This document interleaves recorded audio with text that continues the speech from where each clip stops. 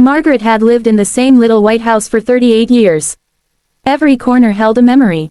The old oak tree in the front yard had been planted by her late husband, Daniel, when their son, Ethan, was only 5 years old. The kitchen still smelled faintly of cinnamon because she baked every Sunday, even though there was usually no one to share it with anymore. Life had become quiet after Daniel passed away. Ethan lived 2 hours away with his wife, Chloe. They visited only on holidays and birthdays. Margaret understood. Young people had busy lives. At least, that's what she kept telling herself. One rainy Tuesday afternoon, someone knocked on the front door. Margaret smiled. Maybe Ethan decided to surprise me. She opened the door. There stood Ethan and Chloe. Behind them sat a large moving truck. Her smile slowly disappeared. Ethan, what's all this? Her son scratched the back of his neck. Mom, we sold our house. You, what? We figured it was the right time. The market was good. Margaret looked at the truck again. And, Chloe answered before Ethan could. We're moving in here. Margaret blinked. I'm sorry. It'll only be for a while, Chloe said casually. This house has plenty of space. Margaret looked from one face to the other. No one asked me. Ethan laughed nervously. We're family, Mom. Family. That word used to mean respect. Now it sounded like permission. The movers began opening the truck. Margaret stepped onto the porch. No. Everyone froze. Ethan frowned. What do you mean? I mean no one is bringing a single box inside this house. Silence. Chloe crossed her arms. Seriously, you sold your home without speaking to me. We assumed you'd help. You assumed wrong. Ethan's face turned red. So you're turning us away? I'm protecting my home. Neighbors quietly peeked through their windows. Margaret hated scenes, but she hated being taken for granted even more. I'm sorry, she said firmly. But you cannot move in. She slowly closed the door. Click. The lock echoed through the hallway. Outside, no one moved for nearly a minute. That evening, Margaret cried. Not because she felt guilty. Because she wondered where she'd failed as a mother. She remembered every sacrifice. Working double shifts. Skipping new clothes so Ethan could attend summer camp. Selling her wedding jewelry to pay for his college books. Had all of that taught him that she would always rescue him? Or had it taught him that her life belonged to him? She didn't sleep much. The next morning her phone rang. It was Ethan. You embarrassed us. I protected myself. You've changed. Margaret sighed. No, Ethan. I finally stopped saying yes. He hung up. For weeks. Nothing. No calls. No messages. No birthdays. No Sunday chats. The silence hurt, but peace slowly returned to her little house. She planted flowers. Joined a book club. Started painting again. For the first time in years. She was living instead of waiting. 3 months later, a young woman knocked on her door.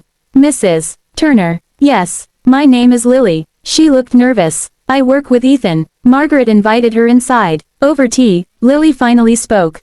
I think you deserve to know the truth. Margaret listened quietly. Ethan didn't have to sell his house. What? He quit his job. Margaret stared. He invested nearly all their savings into a business with one of Chloe's cousins. It failed. They owed money. So they sold the house. Margaret felt sick. He told everyone you forced them to struggle. Tears filled Lily's eyes. I couldn't keep listening to people blame you. Margaret thanked her. After Lily left, she sat quietly for a very long time. Not because she was angry. Because lies spread faster than truth. Winter arrived. Snow covered the neighborhood. One evening, someone knocked again. Margaret opened the door. Ethan stood there, alone. He looked thinner, older. His eyes were tired. Mom, she didn't speak. Can we talk? After several seconds, she stepped aside. He entered slowly. The house smelled exactly the same. Cinnamon. Home. He looked around. I missed this place. Margaret poured tea without saying a word. Finally, Ethan whispered. I lied. I know. He looked surprised. You know. A friend told me. He lowered his head. I was ashamed. I thought the business would make us rich. It didn't. I blamed you because admitting the truth was harder. Margaret quietly stirred her tea. I never wanted money from you. I wanted honesty. He nodded. I'm sorry. Real tears rolled down his face. Not dramatic tears. The kind grown men hide for years. I became someone Dad wouldn't recognize. Margaret finally reached across the table. She held his hand. You became scared. They're different things. He cried openly. I lost Chloe too. Margaret looked up. What happened? We kept blaming each other. We divorced. Silence filled the kitchen. The dream they'd chased had cost everything. Weeks passed. Ethan visited every Sunday, not to ask for money, not to borrow anything, just to spend time with his mother.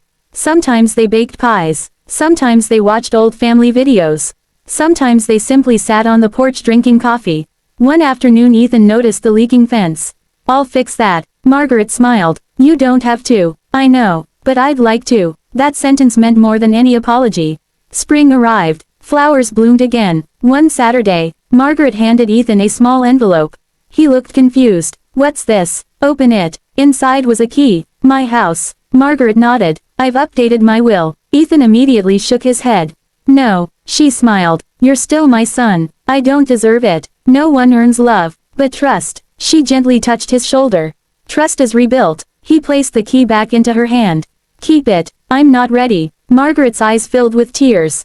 For the first time in years, she saw humility instead of entitlement.